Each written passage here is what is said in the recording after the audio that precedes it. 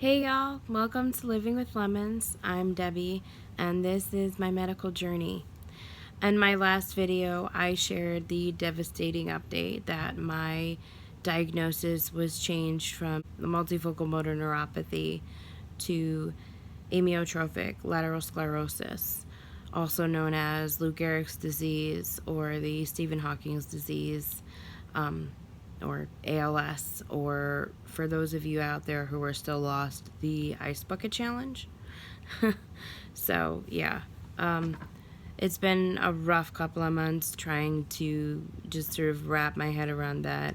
As I have limb onset, I've been literally losing my grip.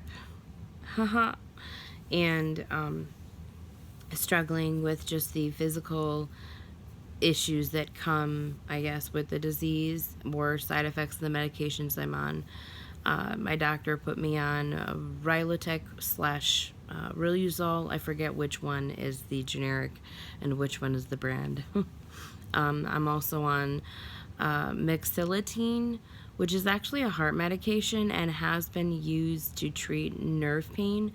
But get this, in people with ALS, it actually helps to reduce muscle spasms. It's the most effective thing I've been on to reduce muscle spasms, which is really incredible because I was reaching a point of like being ready to chop my limbs off. It gets to be that bad sometimes.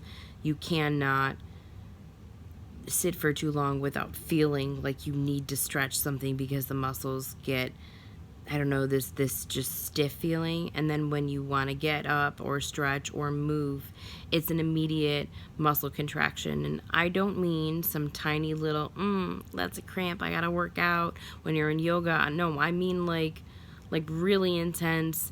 You feel like the wind is getting knocked out of you. You see stars from how the muscles can twist. And I mean, sometimes they're severe enough that I can physically see the muscle bulging, and that's just, it's painful. It's very painful.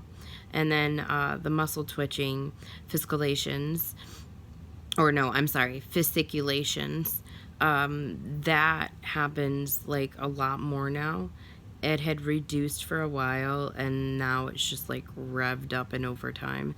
And that is important because it's like this activity that's happening that is exerting tiny little amounts of energy, but when it's happening all over your body, like, and you're trying to just sort of push through it, it exhausts you. I don't know how else to describe it. I go from like being perfectly fine to feeling the twitches kind of increasing, and then all of a sudden I'm fatigued and I'm tired. Like I just ran up a couple flights of stairs or something. So that's irritating. It's been very difficult, and I'm trying to plan for what's to come next. I just had a follow-up appointment with my neurologist, and we're about to, in January, because this is December now, December 2019, in January, I will get a port put in, and then I'll begin medication called Radicava, which is an infusion, and I think like I'll do it for 10 consecutive days a month. Every month I'm going to be doing this infusion. And luckily for me, I should be able to get it sent and do the infusions at home, which is great because I have children. I have young school-age children. I actually, I haven't talked much about my family on this channel because I wanted this to be more about me. But as this disease is progressing, it's going to affect everyone in my life. And there are so many other aspects to this. Like, it's not just me. I'm not just suffering and then coming home to, an environment that is designed to support somebody battling a disease. I have children who have constant needs, and it's a lot. It is absolutely devastating every day, and I have to push through and try to find the joy and remember that there is still grace and glory in all of this, it's just difficult. Like, I know where I'm going. That's not what scares me. That's not what upsets me. It's what's incomplete. It's what I'm leaving behind. The children that are going to be without a mother. All of the things I'm going to miss. And the things that they're going to miss having me for. That has been the hardest part. I'm not supposed to think about what I can't control, but I'm a mom. My whole life revolves around them. And, I'm a new wife. My husband and I have been together for 5 years, but we only got married last year. So it's just been a lot of this constant, it's like this ocean effect of emotions, each wave is a little different than the last. But we're working through it, and I'm just going to keep praying and sharing what's happening as real and as raw and as uncomfortable as that might be, because I was never really good at keeping a journal. So this little YouTube channel and all these videos may be the only organized thoughts I have left behind outside of my Bible notes and my sermon notes when I go to church. I feel like I take better notes in church than I ever did in college. Yeah, so that's life. My 4-year-old son has needed extra help since he could walk.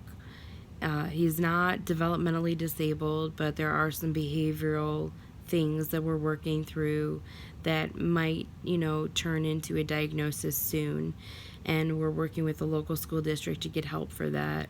And it's just been really incredible to see the support and the compassion that people show once they know I'm not some lazy mom who's dipping out of appointments because, I just don't feel like making it or I don't take it seriously. I'm genuinely very sick. Fatigue is just like intense every day. It's different, but it's always bad. It's just which day isn't as bad is really like those are the good days. And I don't want to sound completely doom and gloom, but that's just how I feel right now. I know it's not all bad,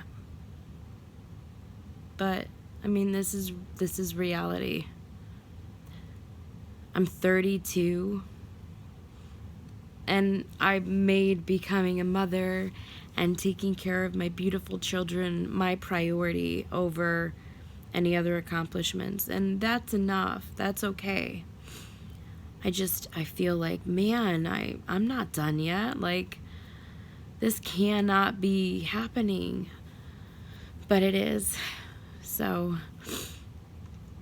I want people to see that this is the reality of facing that kind of diagnosis. I know that you're going to find a lot of beautiful, positive messages out there. I haven't really heard from too many people who share the ugly. And I think that's important. We all have messy lives, and there's a lot of ugly behind everybody's, front door.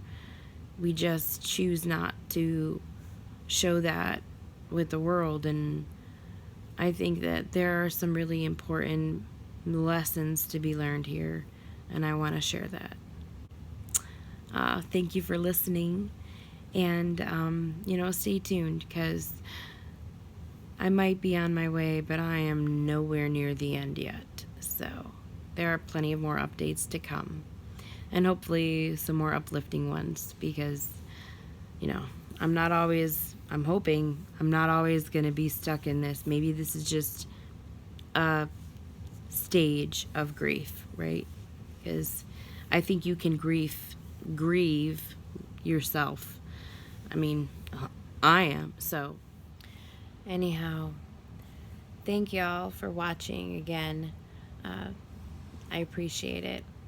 Don't forget to like to show your support, share to inform others, and subscribe so you can continue to get updates on my journey as we venture down this dark road.